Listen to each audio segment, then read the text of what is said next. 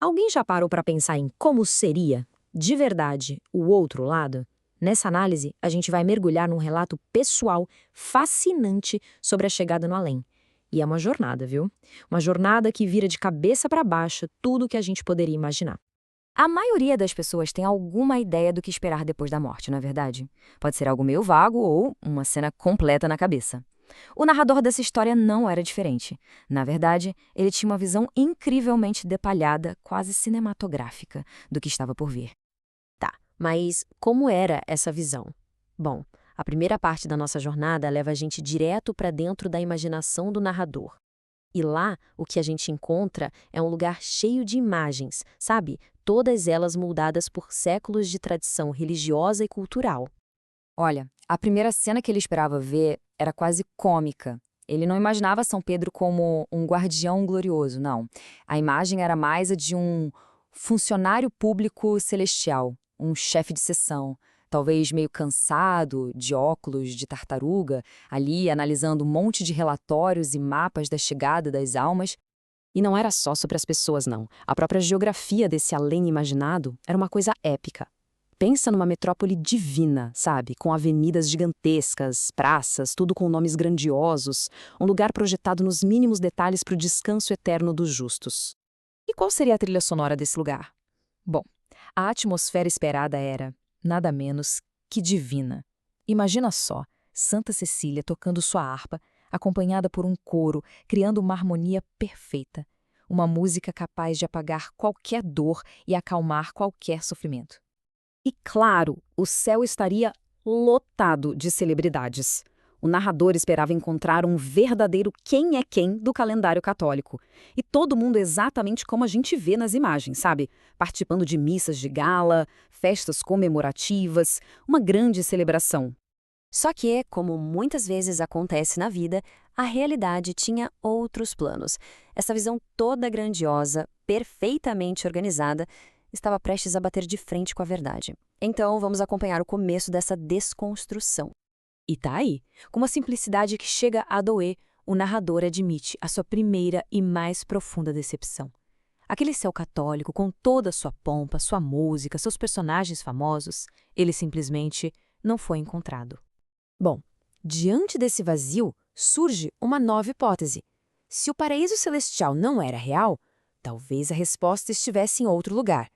Quem sabe numa continuação da vida e da sociedade aqui da Terra, como outras crenças sugeriam. E qual era a nova teoria? Talvez o além fosse só um eco da Terra. Ele começou a imaginar que ia encontrar figuras históricas importantes, ainda presas nas mesmas fofocas de sempre, nas mesmas intrigas políticas, como se nada tivesse realmente mudado. Mas, de novo, a realidade frustra a expectativa. E o ponto crucial é este. O além não era uma continuação das nossas trivialidades. Ninguém por lá se importava com os assuntos do mundo. Acabou. Com as duas grandes teorias dele em ruínas, a busca chegou ao fim.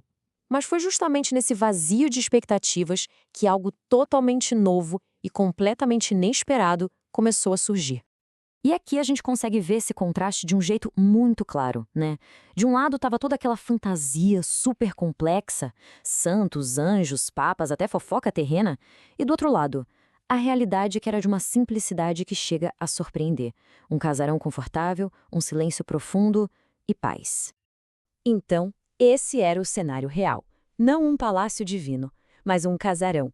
Um lugar imponente, grandioso sim, mas cuja principal característica era o conforto. Um lugar de serenidade, sabe? E não de espetáculo. E aí, ao folhear os registros daquele lugar, uma revelação silenciosa e muito profunda o atingiu. Não tinha nenhuma menção a santos, demônios, apocalipse, pecado original, nada. As grandes histórias que moldaram a fé dele simplesmente não estavam lá. Isso nos leva ao ponto central de toda essa transformação. A percepção de que a vida após a morte não é sobre recompensa ou punição. É, na verdade, uma reeducação. Uma reeducação fundamental da alma. O sentimento é de voltar a ser criança, de ser um novato diante da imensidão de um novo tipo de conhecimento. O coração dele bate como de um aluno novo, ansioso e humilde, pronto para a primeira lição. Esse processo de reaprender tem etapas bem claras. Primeiro, tem que esvaziar a mente de tudo o que se achava que sabia. Depois, assumir a humildade de uma criança. E, finalmente, estar aberto para aprender uma linguagem totalmente nova. E que linguagem é essa? Aqui tem uma metáfora belíssima. Não é uma linguagem de escrituras sagradas, mas uma escrita com giz de ouro nos próprios livros da natureza. É um convite para entender a existência de uma forma completamente nova, muito mais direta. E assim, a gente chega à conclusão, uma conclusão íntima, poderosa, que é uma humilde prece de aceitação, de entrega. Aqui a gente vê uma mudança de perspectiva que é radical. Sabe aquela busca por glória, por um lugar de destaque? Acabou. A única coisa que ele tem para oferecer é um coração humano, cansado, falho, que ele mesmo chama de vaso de iniquidades. Um receptáculo de imperfeições, mas que está sendo apresentado ali com uma sinceridade total. E o pedido final não é por um trono no céu, mas por cura. O pedido é para que uma raiz de açucenas, que é um símbolo de pureza, seja plantada nesse coração quebrado, para que, enfim, a paz possa florescer bem no meio da dor e do amor que ainda restam. Isso tudo deixa a gente com uma reflexão final. Depois de todas as teologias complexas e das imagens grandiosas, será que o maior segredo do além, e talvez da própria vida, não está na grandiosidade, mas na simplicidade? Fica a pergunta.